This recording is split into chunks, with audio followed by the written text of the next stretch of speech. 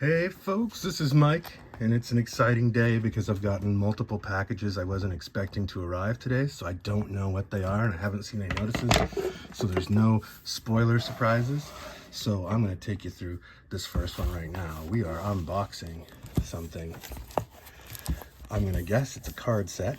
Seems pretty obvious, and it's completely wrapped in tape. And what do we do when that happens? Well, we get the trusty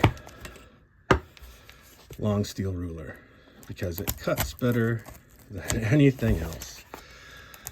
Handy note for artists: if you're ever lost in the wild, need something sharp and aren't packing a blade, you might be able to use a ruler. This thing is wicked sharp. I think I've just cut all of the important areas. Okay. Let's see what this is. See. All right. So let's see if it's, I've got actually a couple lots of Marvel Legends cards coming in. So let me take a quick look and see.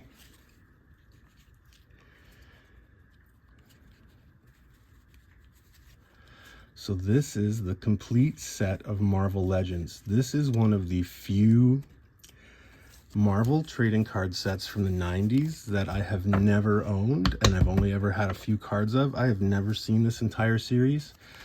Just so happens I have had these first three: Spider-Man, Mr. Fantastic, Invisible Woman. But other than that, I don't think I have ever possessed the entire series, and I'm not sure who does the art on these, but I'm sure it's the same person on all the cards. It's got to be someone that was working for Marvel at the time. Roberto Flores, inks by Phyllis Novin, colors by Young Choi. Let's see if that matches this.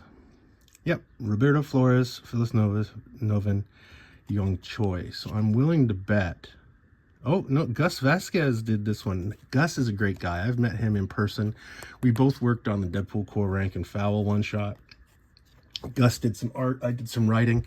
Nice to see that he worked on this set. Haven't talked to him in a while, and I hope everything's good with him. Carrie Andrews.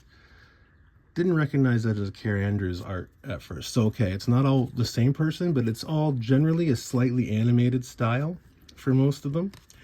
Again, since I've never actually owned this entire series, I just was not familiar with it. And it just so happened I was able to get a good deal on eBay. I got the whole set.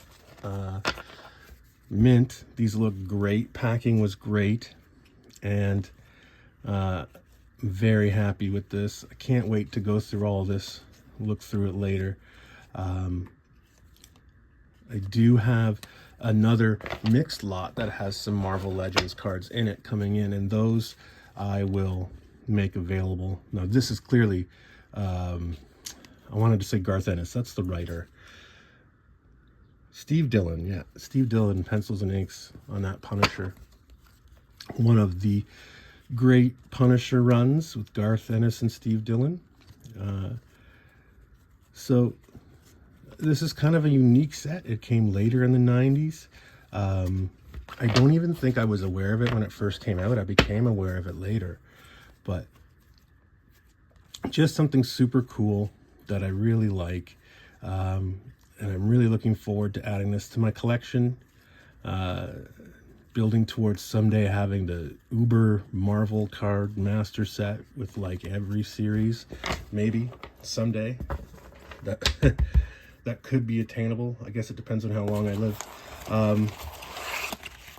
But super happy to get that. Very cool. Gonna add that to my personal collection and go through it. And also, they put a empty top loader in front and behind the stack of cards.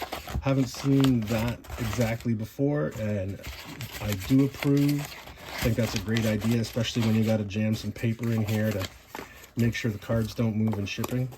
But fantastic. Plus I have another card box I can use now. That's great.